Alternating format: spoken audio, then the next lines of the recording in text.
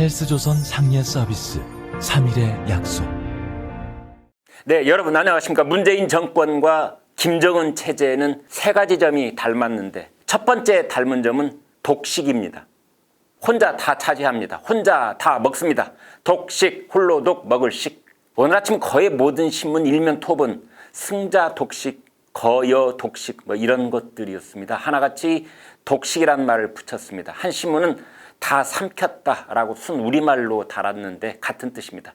문재인 정권의 거대 여당이 혼자 다 삼켰다는 뜻입니다. 어제 더불어민주당 176명 의원 그리고 범여권 친여 성향으로 분류할 수 있는 기본소득당, 시대전환당 그리고 일부 무소속까지 모두 181명 의원들이 상임위원장을 뽑는 표결에 참가했습니다. 미래통합당, 정의당, 국민의당은 투표에 불참했습니다.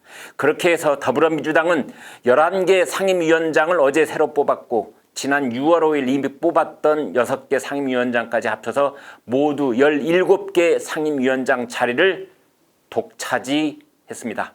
1987년 5월 12대 국회 후반기 이후 33년 만이고 1987년 민주화 이후 그러니까 87 체제 이후론 처음 있는 일입니다. 야당목 국회 부의장 자리 한 석이 공석이긴 하지만 국회의장, 부의장, 상임위원장 전석을 여당이 가져가는 건 대한민국 헌정사상 처음 있는 일입니다. 문재인 정권이 대한민국 국민들에게 한 번도 경험해보지 못한 나라에서 살게 해주겠다고 하더니 정말로 우리 국민들은 자고 일어나면 한 번도 경험해보지 못했던 새롭게 전개되는 독식 국가에서 살고 있습니다. 북한 김정은 체제도 조선노동당 독식입니다. 노동당 말고도 사회민주당, 천도교, 청우당 같은 당이 존재하는 것으로 돼 있지만 사실상 노동당 일당 독재 체제입니다. 아무도 부인하지 않습니다.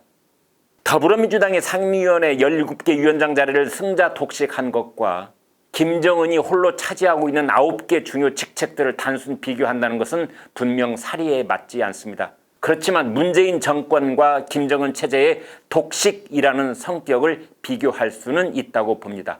김정은은 21세기 북한판 대관식이라고 할 수 있는 노동당 당대회를 통해서 할아버지 아버지로부터 물려받은 당과 국가 그리고 군대의 최고 영도자로 자리 잡았습니다. 그가 맡고 있는 9개 중요 직책은 먼저 노동당 국무위원장 자리입니다. 이어서 정치국 상무위원, 정치국 위원, 당 중앙위원 1번, 최고인민회의 대의원, 당 중앙군사위원장, 인민군 최고사령관, 국방위원회 제1위원장, 인민군 원수 등입니다. 한국 여의도 상황도 비슷합니다. 왜냐하면 통합당의 지적대로 민주당이 17개 상임위를 점령함에 따라 국회는 청와대 출장소로 전락했기 때문입니다. 주호영 통합당 원내대표는 오늘로 대한민국 국회는 없어졌고 일당 독재, 의회 독재가 시작됐다고 했습니다. 민주당은 이제 35조 3천억 원에 이르는 제3차 추경심의도 단독으로 할 것이고 7월 15일까지 공수처를 출범시키라는 대통령의 명령에 따라서 공수처장을 민주당 단독으로 내세우는 일까지 서슴지 않고 진행할 것입니다. 이 두 번째로 문재인 정권과 김정은 체제의 닮은 점은 무오류입니다.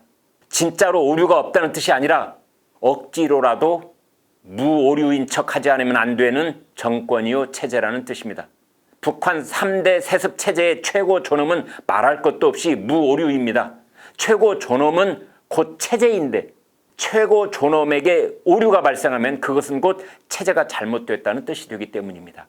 그래서 좋든 싫든 쓰든 달든 최고 존엄을 무오류 상태로 유지해야만 체제가 존속될 수 있습니다. 독재자의 신변 안전과 체제 존속을 위해서 어쩔 수 없이 무오류를 지켜내야 하는 측면이 있는 것입니다. 선진 자유 진영에서 봤을 때는 오히려 동정심을 유발할 정도로 생존 몸부림이라고 할 수도 있습니다. 그런데 문재인 정권도 그런 경향이 농후해지고 있습니다. 앞선 정권을 모조리 적폐 정권으로 규정 지으면서 출범했기에 그러면서 말도 되지 않는 도덕적 무결점을 표방했기에 문재인 정권은 그 이후에 벌어지는 자신들의 윤리적 타락과 불법 행위에 대해서는 절대 그렇지 않다고 손바닥으로 하늘을 가리는 무오류 코스프레를 하지 않을 수 없는 것입니다. 오늘 아침 조선일보 사설은 자성이라고는 없는 사람들이란 제목을 붙였는데 문재인 정권이 국민들에게 사과를 하지 못하는 사정이 거기에 있는 것입니다. 그들은 사과를 하고 자성을 하는 순간 정권이 흔들릴 수도 있다고 보는 것입니다. 처음에는 내로남불 전략으로 버티다가 그게 안 되면 대법원 판결까지 뒤집어 버리려고 시도합니다. 자신들이 임명한 법무장관의 일가족이 백화점식 비리의 온상이었다는 것이 드러나도 그 가족이 히데요 파렴치범이었다는 것이 밝혀져도 문 대통령은 사과를 할 수가 없습니다. 문 대통령도 운동권, 집권 세력들에겐 최고 존엄이기 때문입니다. 허수아비 같은 상징적 최고 존엄인지 아니면 실권과 사상을 모두 지배하는 명실상부 최고 존엄인지는 중요하지 않습니다. 그 존재를 중심으로 구심력을 바탕으로 정권과 권력이 유지되고 있다는 점이 중요합니다. 윤미향 사태가 벌어져 정대협과 정의원 이 두 곳의 사기 횡령 의혹이 만천하에 드러나도 절대로 윤미향의 의원직을 박탈하지 못합니다. 관련 인사가 스스로 극단적인 선택을 해서 목숨을 끊는 일이 벌어져도 눈 하나 깜짝하지 않습니다. 자신들의 정권 기반에 구멍이 생겼다고 인정하는 순간 그 구멍은 걷잡을 수 없이 문재인 정권의 도덕성을 무너뜨릴 수도 있다는 불안감에 휩싸여 있기 때문입니다. 셋째로 문재인 정권과 김정은 체제는 벌떼 공격을 닮았습니다. 자신들의 최고 존엄을 건드렸다고 판단되면 일단의 벌떼들이 좌표를 찍고 덤벼듭니다. 일례로 멀리 돌아갈 것도 없이 이번 6월 한 달 동안 북한에서 김여정 제1부부장이 문 대통령을 비난하는 담화를 발표하자마자 노동신문, 조선중앙통신, 우리민족끼리 메아리 같은 이 대내외 기관지와 선전 매체들이 일제히 달려들어 벌떼 공격을 하는 광경을 볼 수 있었습니다. 청년 대학생과 공장 직원이라는 그런 이 집합체들도 험상궂은 이 내용의 현수막을 펼쳐놓고 대규모 집회와 시위를 이어갔습니다. 그런데 불행하게도 문재인 정권도 비슷합니다. 일부 친문 사이버 부대가 지난 29일 공격 좌표를 찍었습니다. 이번에 겨냥된 대상은 전날 문재인 정부의 부동산 정책에 대한 비판의 글을 페이스북에 올린 친노 조기숙 이화여대 교수입니다. 조 교수는 노무현 정부에서 청와대 홍보수석을 지냈습니다. 친문 사이버 부대 대원들은 온라인에서 조 교수를 반역자라고 부르며 어디 일국의 대통령께 무리한 언사로 까내리려는가 이렇게 비난했습니다. 심지어 조 교수 집안까지 들춰내서 욕을 퍼부었습니다. 이들은 여야 구분 없이 문 대통령과 그의 정책에 흠집이 나게 하는 사람이면 가차없이 공격합니다. 이달 중순 박병석 국회의장도 상임위원장 및 예결특위위원장 배분안을 놓고 통합당 측 입장을 고려하는 듯한 자세를 보였다가 친문의 맹공격을 받았습니다. 북한 김여정이 친문 부대의 좌표에 찍힌 적도 있습니다. 이달 초 김여정이 문 대통령을 위협하는 언사를 쏟아낸 데 이어서 옥류관 주방장까지 국수 처먹을 때는 요사 떨더니 라며 막말을 하자 문 대통령과 민주당 지지층에서 북한에 미사일을 날리고 싶다. 미친 X들 벌레가 사람 흉내를 내느냐며 분노했었죠. 여당 국회의원들도 점차 공조하는 분위기입니다. 국회 예산결산특별위원회 소속 여당 의원 30명이 국회 예산정책처를 비난하는 성명을 냈습니다.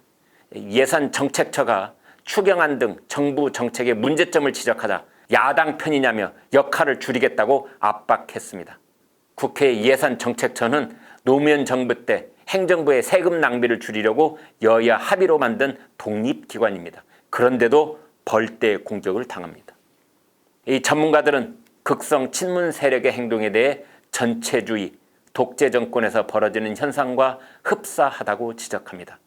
오늘의 요점을 정리하겠습니다. 옛말에는 미워하며 닮는다고 했는데 문재인 정권은 그렇지도 않으면서 김정은 체제를 닮아가고 있습니다. 일당 독재처럼 혼자서 다 차지하는 독식, 그리고 마치 최고 존엄이라도 되듯 억지로 무오류인 척 우기고 있는 것, 그리고 자신들의 최고 존엄을 건드리면 일제히 들고 일어나 벌떼 공격을 하는 점이 닮았습니다. 독식, 무오류, 벌떼 공격입니다.